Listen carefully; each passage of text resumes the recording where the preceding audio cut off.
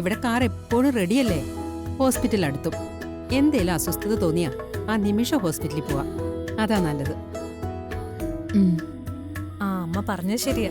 അതുമല്ല വീട്ടിൽ കുറച്ച് റിലാക്സ്ഡ് ആയിട്ട് കഴിയാലോ. 29-ാം തീയതി കഴിയട്ടെ. പിന്നെ വീട്ടില് സന്തോഷായിരിക്കും. കുഞ്ഞിന്റെ ചിരിയും കളിയും സന്തോഷവും. എന്തായാലും ഞാൻ ഇനി ഉടനെ ഒന്നും ഓഫീസിലേക്ക് പോവില്ല. അമ്മേ, ഓഫീസിൽ ഞാൻ കൂടെ ഇല്ലാത്തതാ. ആദ്യേട്ടനെ സഹായിക്കാൻ അഖിൽ സാർ മാത്രമേ ഉള്ളൂ. അതിന് ഞാൻ തന്നെ ഓഫീസിൽ പോണമെന്നുണ്ടോ? എന്നേക്കാൾ എഫിഷ്യന്റ് ആയ വേറൊരാൾ ഇവിടെ ഉണ്ട്. വേറൊരാളോ? അരുണേട്ടനും അച്ഛനും ഫാക്ടറിയുടെ ചുമതലയല്ലേ? അവിടെ നിന്ന് അവർക്ക് മാറി നിൽക്കാൻ പറ്റുമോ? അവരത് ചെയ്തോട്ടെ. പക്ഷെ ഈ വീട്ടിൽ തന്നെ അതിന് യോഗ്യതയുള്ള ഒരാളുണ്ടല്ലോ.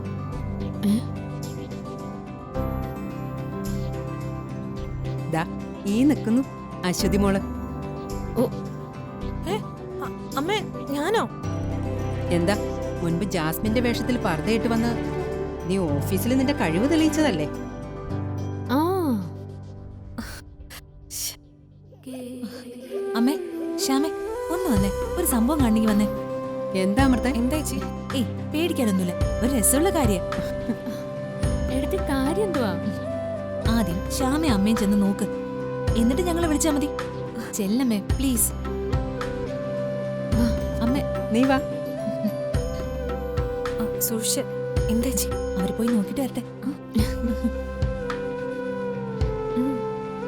വാ. മോള് കുളിച്ചതല്ലേ? ശ്രീകുട്ടി ചേച്ചി മോളെ ഒരുക്കി തരാം കേട്ടോ. ശ്യാമാമ്മ ഇപ്പൊ വരും. മോള് കരയല്ലേ. അടുത്ത മോളുടെ ചേച്ചിയല്ലേ ഉള്ളേ. ഉമ്മുവ. ഒന്ന് ചിരിച്ചേ. ആ അങ്ങനെ. കൺമശി എഴുതി തരാം. ഓക്കെ.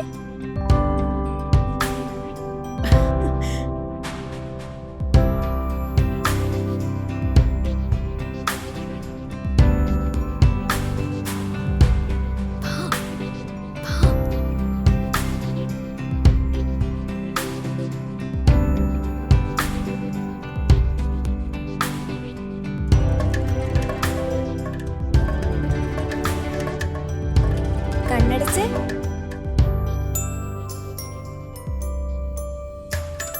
ഇപ്പൊ മോള് സുന്ദരിയായല്ലോ. അയ്യോ, വാവയ്ക്ക് ഉറക്കം വരുന്നോ?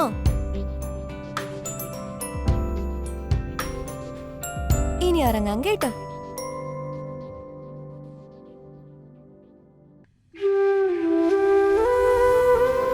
ഉറങ്ങിക്കോ കേട്ടോ. ശ്യാമേച്ചി ഇപ്പൊ വരുവേ. അതുവരെ എന്റെ മോൾ ഉറങ്ങിക്കോ. അയ്യോ, മറന്നു. താരാട്ട് പാടിയാലല്ലേ വാവ ഉറങ്ങൂ. ശ്യാമേച്ചിയെ പോലെ എനിക്ക് പാടാനൊന്നും അറിഞ്ഞൂടാ.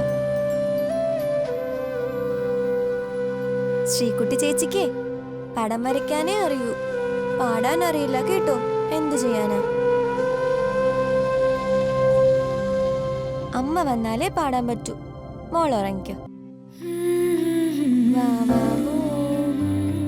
മോൾ ഉറങ്ങിക്കോട്ടോ.